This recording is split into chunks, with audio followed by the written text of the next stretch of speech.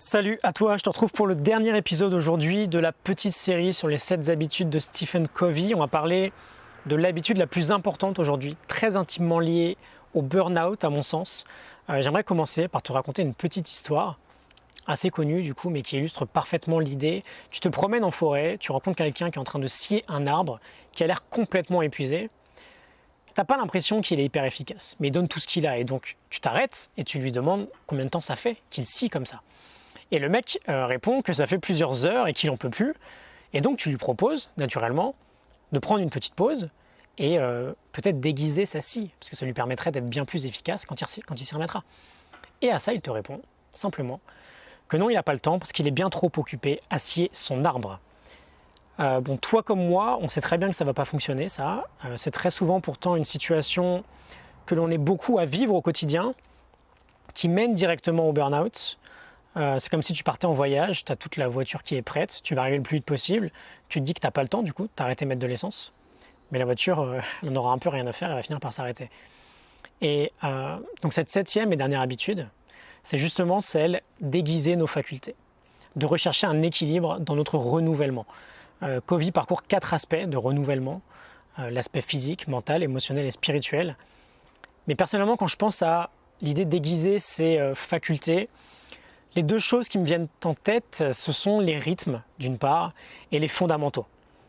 Tout d'abord, les rythmes, on en revient toujours, que l'on veuille ou non, on va suivre des vagues, des moments où on est tout en haut, des moments où on est tout en bas. On va faire en sorte de respecter ces vagues.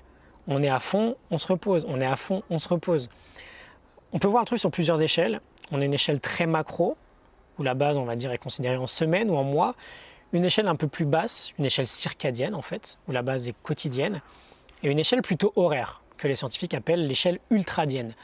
Pour honorer ces 3 rythmes, il faut respecter les vagues de ces 3 rythmes. C'est aussi simple que ça. Pour la première, partir en vacances par exemple, se reposer les week-ends, prendre vraiment des moments intenses de repos sur la durée. Je dis week-end, mais peu importe dans la semaine, chacun a ses week-ends évidemment.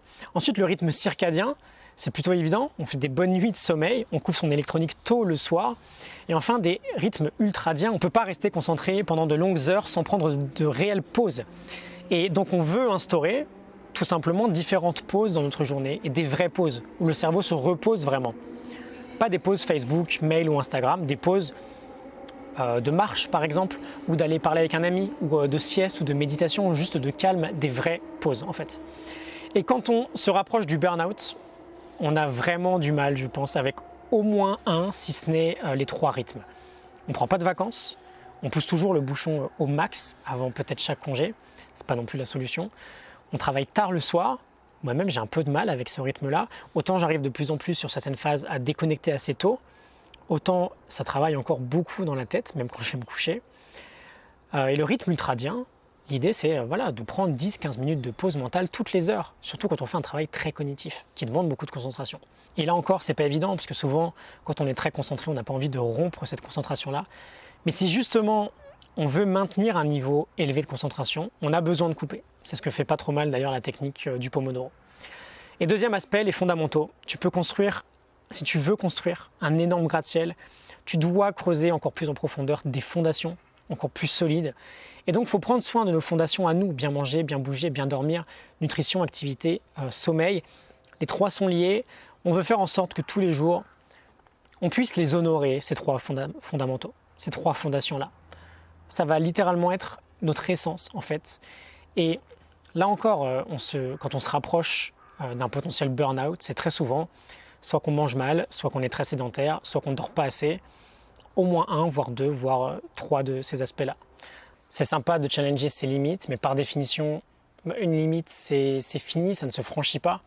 Et c'est dès qu'on dépasse ces limites-là qu'on expérimente ce type de burn-out. C'est pas forcément ce qu'on veut, c'est plutôt ce qu'on va chercher à éviter. Donc, on a fini avec ces 7 habitudes de Stephen Covey. Un petit tour, on refait un petit récap très rapide. Devenir proactif, responsable, créateur, maître de nos décisions et de nos réactions. Commencer avec la fin en tête. Tout est créé 2 fois. Une fois dans l'imaginaire, une deuxième fois dans la réalité. On va avoir de la clarté sur notre vie et nos projets. Ensuite, on donne la priorité aux priorités, aux vraies priorités. On passe à l'action en supprimant les distractions. On pense gagnant-gagnant dans nos relations. On cherche d'abord à comprendre et ensuite à être compris. On profite de la synergie qu'on a créée. Quand on assemble nos forces, 1 plus 1 est égal souvent à bien plus que 2. Et enfin, on aiguise nos facultés, on se renouvelle. Et j'ai pas mal insisté sur la question de l'énergie et de la santé.